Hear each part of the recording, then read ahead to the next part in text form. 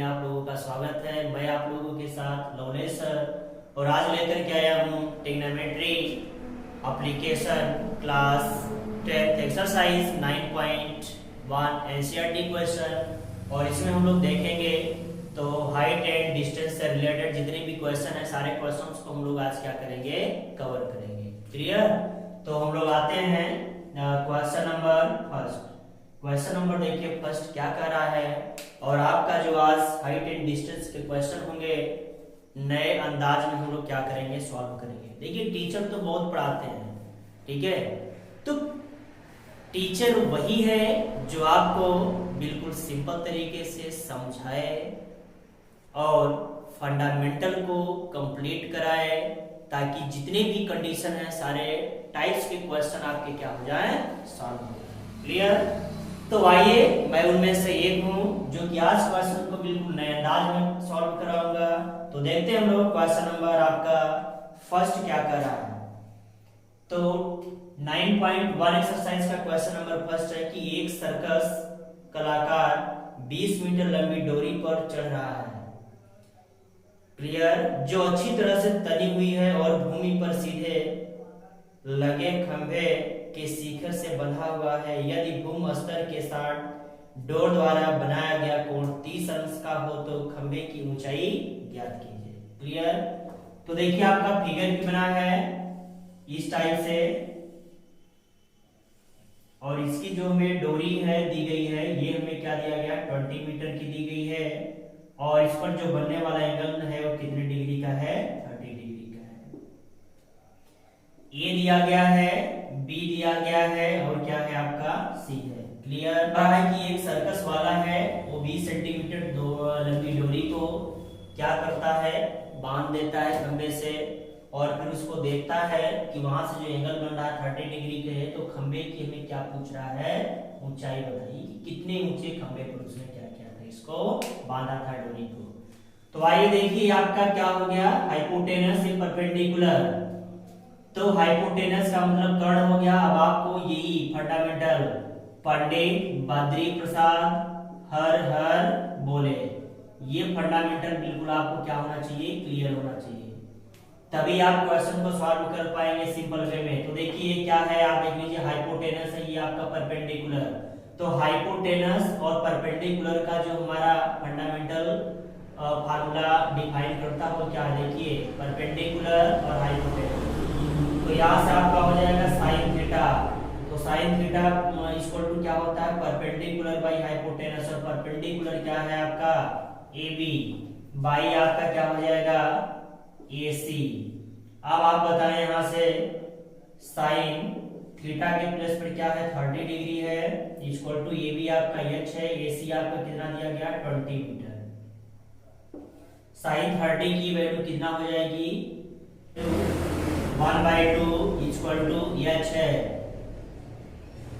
और कितना दिया गया है, 20 दिया गया है। क्रॉस मल्टीप्लाई कर लीजिए।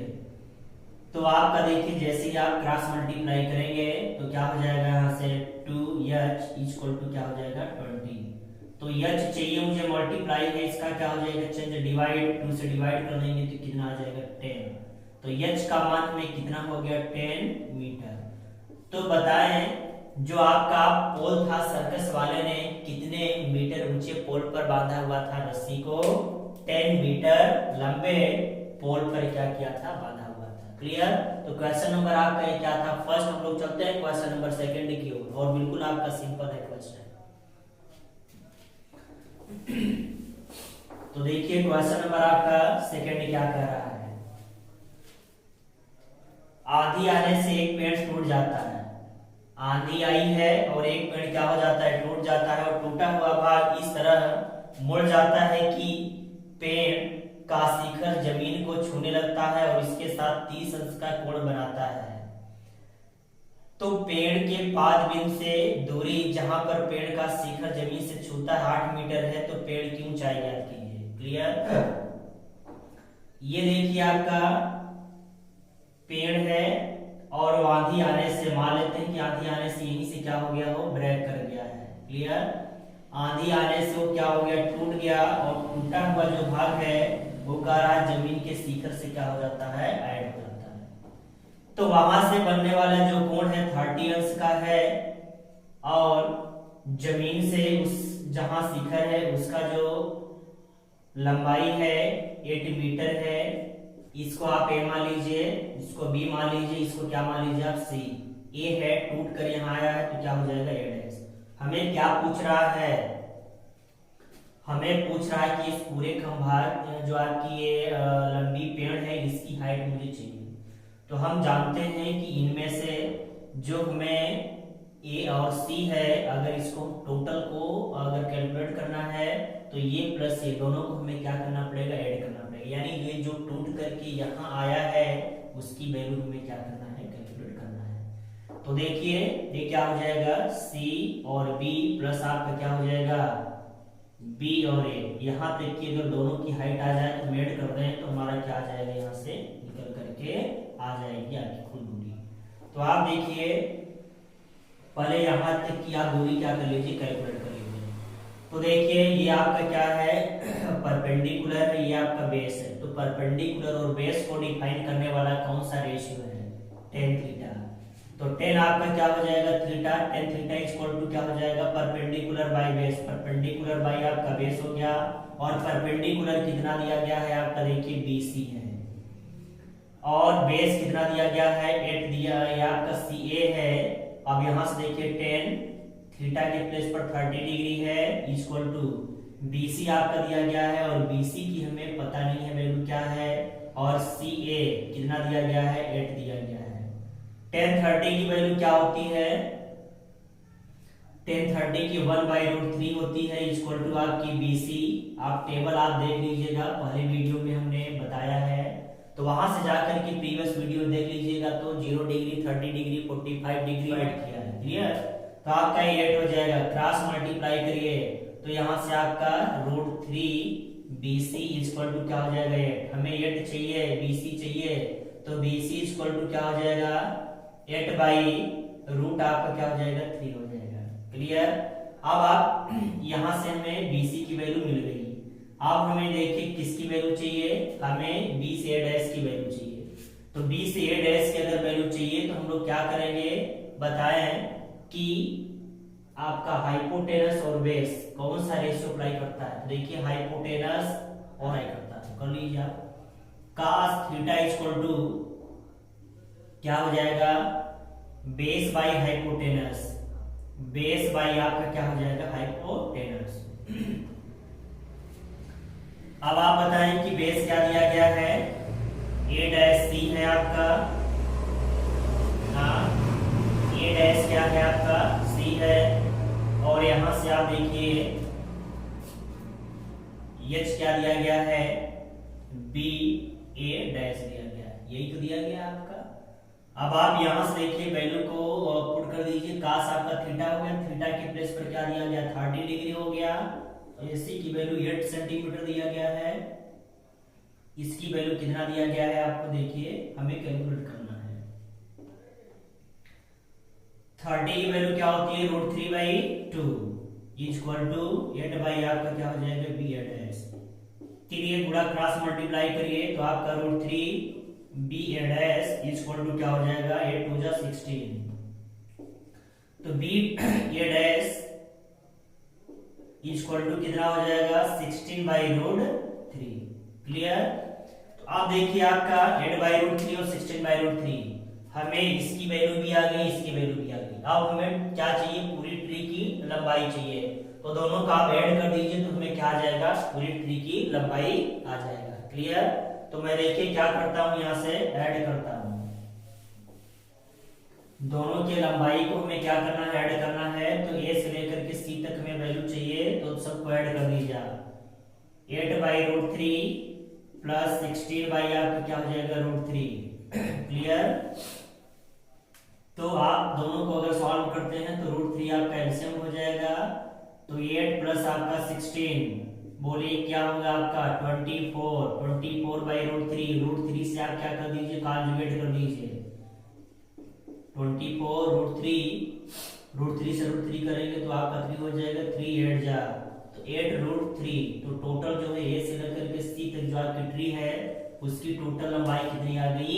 8√3 मीटर लंबा था, जो कि आंधी आने से टूट करके वो जमीन पर 30 अंश के कोण को बनाते हुए झुकी हुई थी। क्लियर?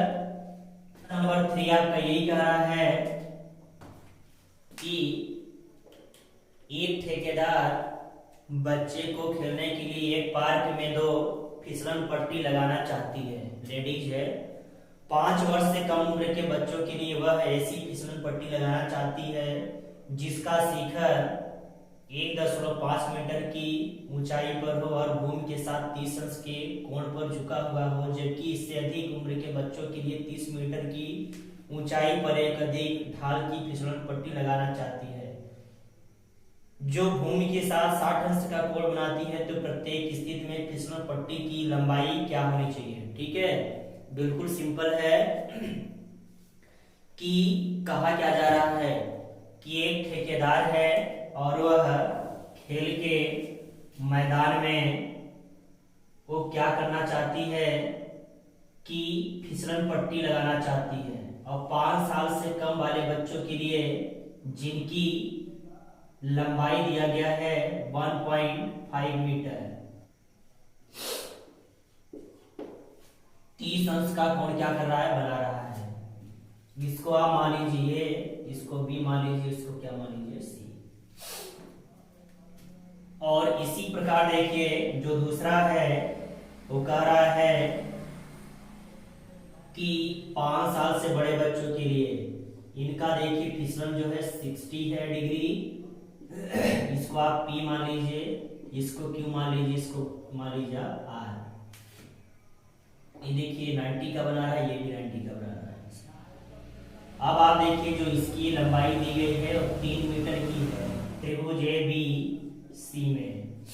देखिए आपका ये हो गया, और ये इन दोनों का जो रिलेशन बताता है वो कौन सा होता है? साइन थीटा होता है।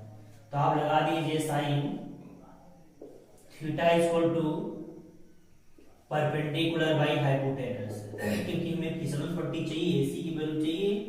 और ये देखिए कितना हो जाएगा? परपेंडिकुलर आपका ए बी दिया गया है और हाइपोटेनस कितना दिया गया है? एसी दिया गया है, यानी कर्ण हमें क्या दिया गया है? एसी दिया गया।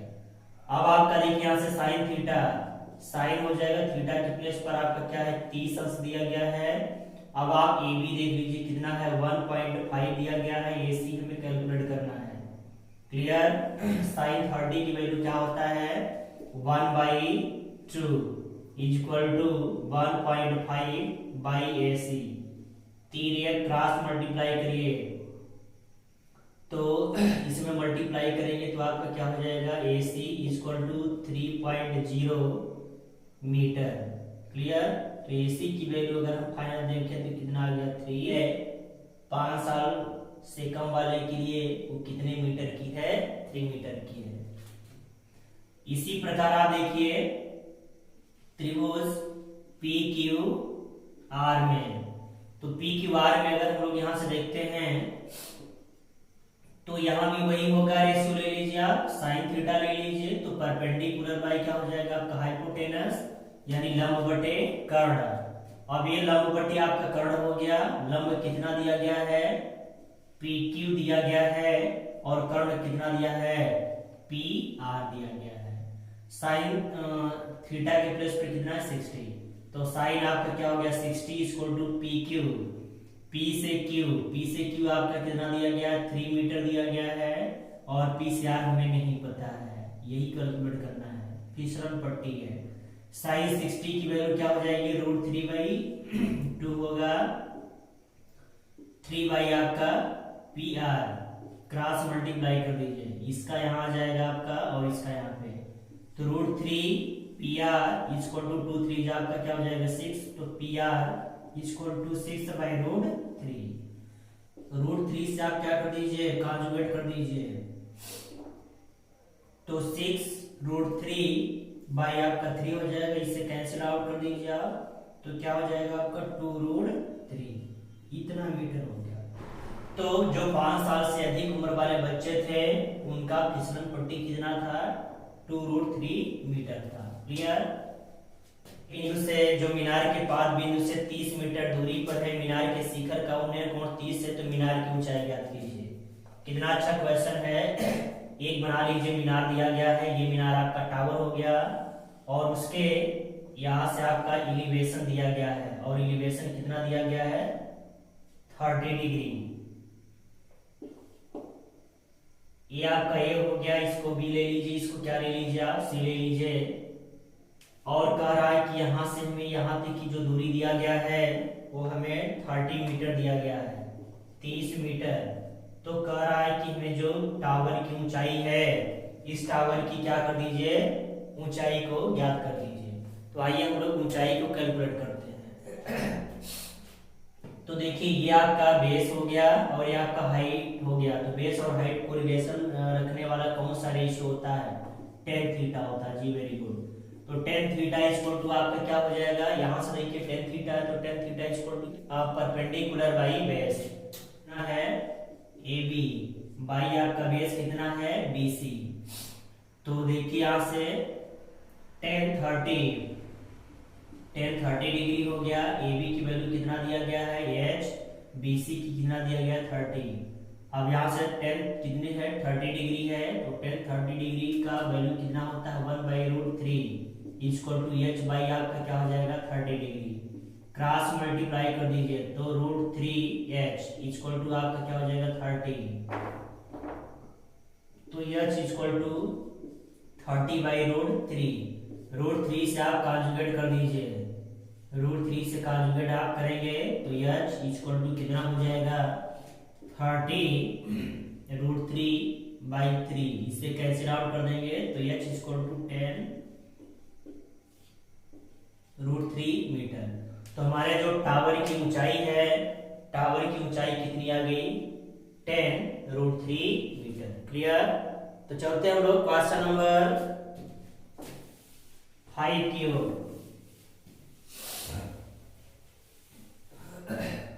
क्वेश्चन नंबर देखिए 5 आपका क्या कह रहा है,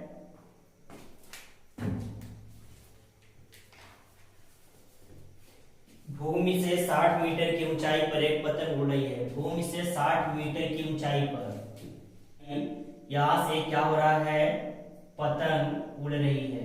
ठीक है, ये पतंग उड़ रही है यहां से भूमि से। तो कह क्या रहा है कि पतंग में डोरी को अस्थायी रूप से भूमि से एक बिंदु से बांध दिया जाता है। भूमि के साथ डोरी का झुकाव 60 है। भूमि से डोरी का झुकाव जो है क्या होता है 60 है। ये आपका 60 डिग्री हो गया। तो कह रहा है कि यह मान कर कि डोरी में कोई ढील नहीं है, तो डोरी की लंबाई ज्ञात कीजिए। हमें ये जो डोरी दी गई है इसकी क्या करना है, लंबाई को ज्ञात करना है। तो आइए हम लोग कैलकुलेट कर लेते हैं।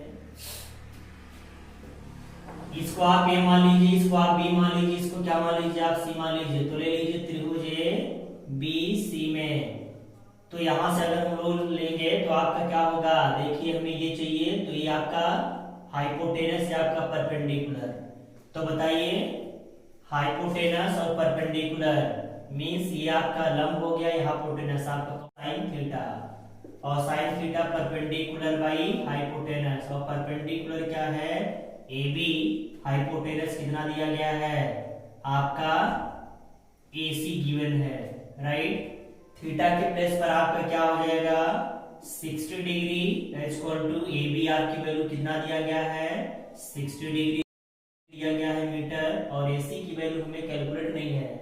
तो यहाँ पर आप क्या कर लीजिए AC कर लीजिए। साइन 60 की वैल्यू √3/2 इक्वल टू आपका क्या हो जाएगा 60/AC। हमें AC चाहिए, क्रॉस मल्टीप्लाई कर लीजिए, तो आपका क्या हो जाएगा AC √3 62 जा 120। क्लियर। तो AC इक्वल टू क्या हो जाएगा 120/√3। √3 से आप क्या कर दीजिए नॉमिनेटर और डिनोमिनेटर में मल्टीप्लाई कर दीजिए। अब आप देखिए कि जो आपका AC है वो क्या हो जाएगा 120√3 बाई आपका क्या हो जाएगा 3 4 जा आपका क्या हो जाएगा 12। तो AC की जो वैल्यू आ गई कितना आ जाएगा 40√3 मीटर। तो कहने का मीन्स ये है कि जो आपकी डोरी है जहां से पतंग के लिए ढीलापन नहीं है बांधा गया है, उसकी जो लंबाई है 40√3 मीटर दिया गया है। क्लियर? तो आज का हमारा क्लास यहीं पे फिनिश होता है। नेक्स्ट डे मैं फिर से मिलूंगा, तब तक के लिए गुड बाय।